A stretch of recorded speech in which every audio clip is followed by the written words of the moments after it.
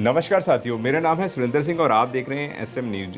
UP 2027 विधानसभा चुनाव में सरकार बनाने को लेकर अभी से गणित शुरू हो गया है। तमाम पार्टियां अपने अपने आकलन देने लग रही हैं, विशेषज्ञ अपनी अपनी बातों को रखने लगे हैं। लेकिन वहीं अगर बात करते हैं बसपा की, बसपा एक नए अंदाज में नजर आ रही है। उसका एक कारण है, जिस तरीके से बसपा सुप्रीमो बहन कुमारी मायावती ने अशोक सिद्धार्थ जी को पार्टी से बाहर किया, उसके बाद आकाश जी को बाहर मुक्त किया, तो आप समझिए एक बड़ा परिवर्तन है।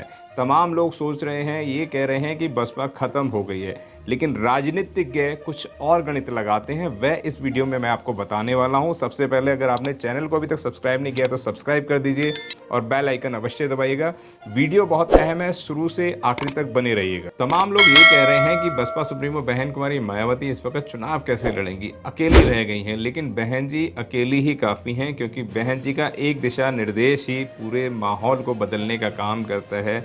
आज भी तमाम बड़ी बड़ी पार्टियां यह कयास लाकर बैठी हैं कि बहन जी किसी तरीके से हमारे साथ आ जाए, लेकिन बहन जी के नकारात्मक तेवर देखकर इस वक्त लोग सारे भौचक्के रह गए हैं। क्योंकि बहन जी के लिए लोग कहते थे कि बीजेपी में सवाल नहीं उठाती हैं, लेकिन बहन जी ने सभी पार्टियों को छोड़कर इस वक्त सीधा निशाना जो है वो बीजेपी पे साधा हुआ है। बहन जी को लोग कह रहे हैं इस वक्त पुराने अंदाज में आ गई हैं। जिस तरीके से काशीराम साहब के साथ बहन जी रहा करती थी और मीडिया वालों को भी वो भाव नहीं दिया करती थी, समझिए बड़े आक्रामक तेवर के अंदर बहन जी जो है नजर आ रही हैं। अब बहन जी बीजेपी के ऊपर ऐसे सवाल उठा रही हैं जिनके जवाब देने भी तमाम लोगों को मुश्किल हो। ऐसे में सवाल उठने लगे हैं कि अखिलेश यादव और बसपा सुप्रीमो बहन कुमारी मायावती साथ में आकर चुनाव लड़ सकते हैं। आगामी विधानसभा चुनाव में अभी लंबा समय है। बहन जी के इस वक्त बदलते हुए तेवरों को देखकर राजनीतिक गलियारों के अंदर चर्चा होने लगी है। अखिलेश यादव और मायावती एक बार फिर साथ आ सकते हैं, ऐसे तमाम जो है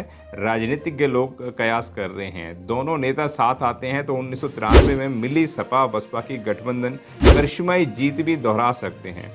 केशव देव मौर्य के बयान के बाद राजनीतिक गलियारों में चर्चा शुरू हो गई है। केशव देव मौर्य ने कहा है कि बीजेपी से अकेले ना ही समाजवादी लड़ सकती है और ना ही कोई भी और पार्टी लड़ सकती है। बहुजन समाज पार्टी जीत पाएगी। उन्होंने कहा कि ऐसे में बेहतर यही होगी सपा और बसपा दोनों मिलकर बीजेपी की सत्ता हटाकर 2027 में सरकार बना लें। उनके इस बयान के बाद राजनीतिक गलियारों में चर्चा का दौर शुरू हो गया है। 2019 में एक साथ आ चुके हैं, दोनों ही ध्रुव विरोधी हैं, लेकिन एक दूसरे की राजनीति ध्रुव विरोधी माने जाने वाले मायावती और अखिलेश यादव मोदी को सत्ता से हटाने के लिए 2019 में लोकसभा चुनाव में एक साथ आ चुके हैं। 0 से 10 सीट पर पहुंच गई थी, लेकिन सपा मुखिया अखिलेश यादव 2014 में आंकड़ों पर ही सीमित रह गए थे। हालांकि 10 सीटें का फायदा होने के बाद भी मायावती ने सपा का वोट बसपा में ट्रांसफर ना होने का आरोप भी लगाया था और उस आरोप के बाद बहन जी ने रास्ते अलग अलग कर लिए थे। इसके बाद से पूर्व मुख्यमंत्री मायावती अक्सर बीजेपी की तुलना में सपा और कांग्रेस पर ज्यादा हमला बोलने लगी थी। इस पर सपा मुखिया व पूर्व मुख्यमंत्री अखिलेश यादव ने समय समय पर अपनी प्रतिक्रिया भी दी है। यही नहीं, सपा ने बसपा की टिकटों पर भी सवाल खड़े किए हैं। 1993 की जीत को दोहराने का मौका, वही राजनीतिक जानकारों के मानने से राजनीति में किसी भी स्थायी दोस्ती या दुश्मनी नहीं रहती है। 1993 में गठबंधन की सरकार बनाने के बाद 1995 के गेस्ट हाउस कांड में के बाद मुलायम सिंह यादव और मायावती रास्ते से अलग अलग हो गए थे। यह सारे लोग जानते हैं। गैस कांड के बावजूद भी बसपा सुप्रीमो बहन कुमारी मायावती ने सिर्फ समाज के लिए ही हाथ मिलाया था, यानी कि समाज के लोगों को ताकत मिले, उनके ऊपर एक्रोसिटी ना हो, इसलिए बहन जी ने यह हाथ मिलाया था, यानी कि अपने सबसे दुश्मन आदमी से भी हाथ मिलाया था। लेकिन बात करते हैं अगर बहन जी की, तो बहन जी के बारे में जानना बहुत ज़्यादा ज़रूरी है। जिस तरीके से इस वक्त आपने देखा होगा, एक दलित लड़का जो मेरठ का था, उसको घेर कर तमाम मनुवादी व्यवस्था के लोग उसको ईंट से मारने का काम कर रहे थे और तमाम जो बेटियों के साथ इस वक्त बलात्कारों की घटना लगातार बढ़ती जा रही है। एसएसपी वगैरह तमाम लोग होली के बाद ये कह रहे हैं कि आपको अगर होली से गुलाल से डर लगता है तो अपने घर में रहें। तो इस तरीके की प्रतिक्रिया जो आ रही है, लेकिन बहन जी के लॉ एंड ऑर्डर में ऐसा नहीं होता था। बहन जी ने ट्विटर भी करा है, मैं आपको पहले ट्विटर पढ़ के सुना देता हूँ इसी होली के ओकेजन पे, वह भी मैं आपको बता देता हूँ। आप स्क्रीन पर देख सकते हैं जो बहन जी ने ट्विटर किया है। उन्होंने लिखा है, मतलब कि अपने एक्स हैंडल पर लिखा है, जैसा कि विदित है कि इस समय रमज़ान चल रहे हैं और इसी बीच जल्दी ही होली भी का त्यौहार भी आ रहा है, जिसे मद्देनज़र रखते हुए यूपी पुलिस सहित पूरे देश में सभी राज्य सरकारों को इसे आपसी भाईचारे में तब्दील करना चाहिए। तो यह सभी के हित में होगा, अर्थात इसकी आड़ में किसी भी मुद्दे को लेकर कोई राजनीति करना ठीक नहीं। सभी धर्मों के अनुयायियों को मान सम्मान का बराबर का ध्यान रखना बहुत ज़रूरी है। संभल की तरह अधिकारियों का गलत इस्तेमाल करना ठीक नहीं है।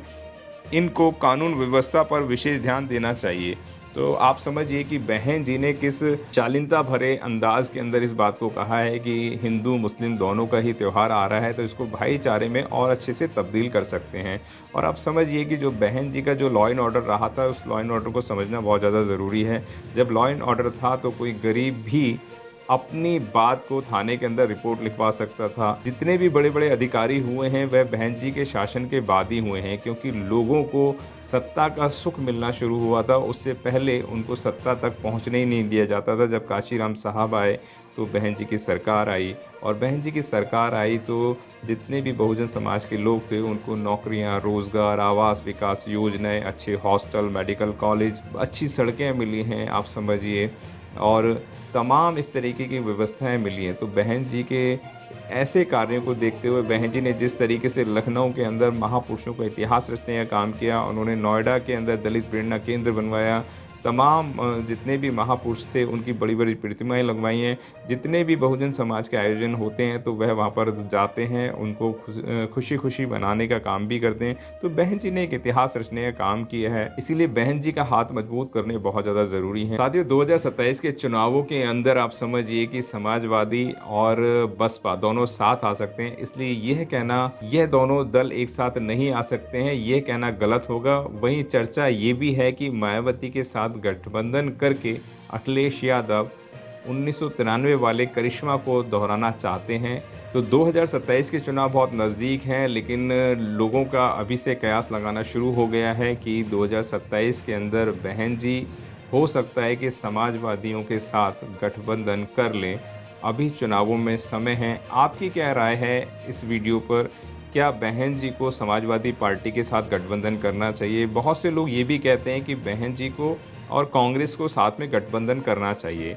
लेकिन बहन जी ने जब समाजवादियों का तमाम एक महादल का गठबंधन हुआ था कांग्रेस के तमाम लोगों का, तो बहन जी ने कहा था दिल मिले या ना मिले हाथ मिलाते रहिए, यानी कि आचार विचार ना मिले, लेकिन फिर भी वो लोग उनके साथ हाथ मिला रहे थे। तो बहन जी ने काफ़ी कोशिश और प्रयास करा था, लेकिन कांग्रेस के तमाम लोगों ने कोई भी ऐसा पहल नहीं करी थी कि कांग्रेस को साथ लिया जाए। तो बहन जी खुद गठबंधन करना चाहती हैं, लेकिन यह तमाम पार्टियां जितनी भी हैं वह अधिकांश बसपा का फ़ायदा तो उठा लेती हैं, लेकिन बसपा के लिए वोट कन्वर्ट नहीं हो पाता है। साथियों, आपकी क्या राय है इस वीडियो के लिए? अपनी राय हमारे साथ साझा करें। वीडियो अच्छा लगता है तो उसे लाइक करें, शेयर करें, सब्सक्राइब करें और बेल आइकन अवश्य दबाएं। मिलते हैं नेक्स्ट वीडियो में। अगर आपने अभी तक हमारा चैनल सब्सक्राइब नहीं किया है तो सब्सक्राइब करें और घंटी का बटन बिल्कुल भी दबाना ना भूलें, ताकि सभी लेटेस्ट खबरें पहुंच सकें आप पे सबसे पहले।